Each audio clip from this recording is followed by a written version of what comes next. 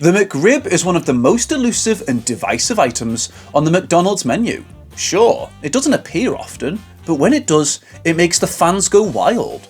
But very few people are aware that this amazing sandwich, which first appeared on the McDonald's menus in the 1980s, has a lot of history that is just waiting to be uncovered.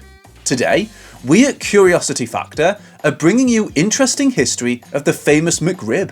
Stay tuned till the end to find out where you can still get this sandwich today.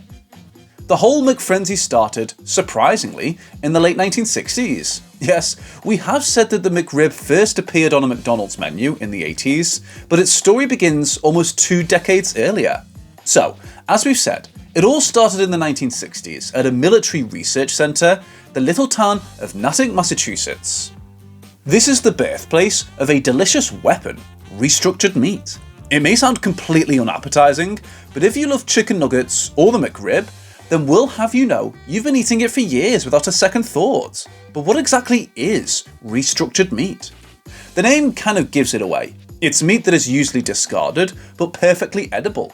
Think of it as animal parts that are left over after processing and are mashed together to create some sort of meat log. For the military, this new restructured meat became the standard protein source in their MRE packets, meal ready to eat. For civilians, restructured meat quickly became a fast food ingredient. How does restructured meat tie in with the infamous McRib? Well, it all started in the late 1970s when McDonald's CEO Ray Kroc turned to Luxembourg chef René Arend to create a new menu item for the beloved franchise. The chef used restructuring methods to create the Chicken McNugget, which debuted in the early 80s. People were immediately hooked, and who could blame them? Nuggets are delicious. In fact, they became so popular they triggered a nationwide shortage of chicken meat.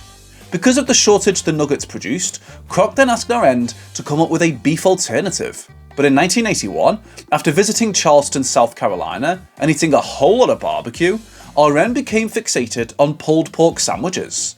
The McDonald's recipe and development team immediately began working on a barbecue pork sandwich of its own. But like any good chef, Arend wasn't going to slap his name on just anything.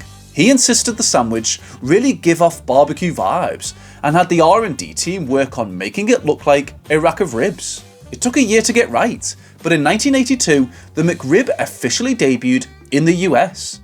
But if you think this is where the story ends, you're wrong. While the McRib is beloved today, diners didn't totally get Arend's vision at the time, and the sandwich was initially considered a bust, even nicknamed the McFlop. By 1983, the McRib began slowly disappearing from menus. It reappeared suddenly in some places, only to disappear again, with no one really knowing how or why. This seemingly random pattern continued for a while, much like it does today. There are lots of theories about why McDonald's does this. The first being that it's basically an attempt to trick consumers into believing there's this major demand for the McRib by making it available for a limited time only, thus inspiring people to rush out and get it while they can.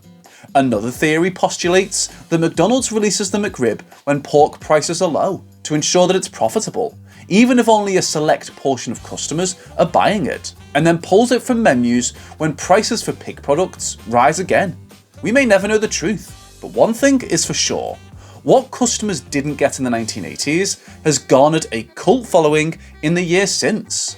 In the mid-1990s, McDonald's reintroduced the McRib on its menu as part of a promotion tied to the Flintstones. It remained a menu fixture throughout the 90s and into the early 2000s, providing McRib enthusiasts with a sense of consistency. However, in 2005, McDonald's surprised everyone by announcing that the McRib would embark on a farewell tour.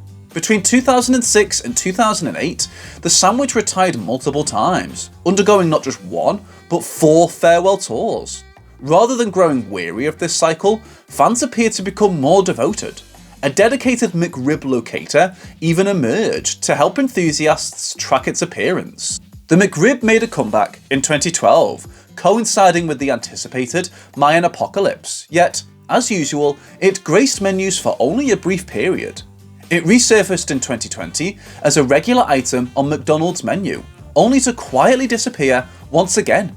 The uncertain prospect of savouring the delectable barbecue pork adorned with pickles and onions, remains a mystery. Your guess is as good as ours, but at least now you have the full story of its unpredictable journey. However, if you ever get a hankering for the beloved sandwich and are wondering where you can get it, just know that in Germany and Luxembourg, the McRib is a permanent item on the McDonald's menu. So, what are you waiting for? Book those flights! And in the meantime, if you enjoy learning new fun facts, make sure to subscribe to our channel and click the bell icon. Thanks for watching, and we will see you again in our next video.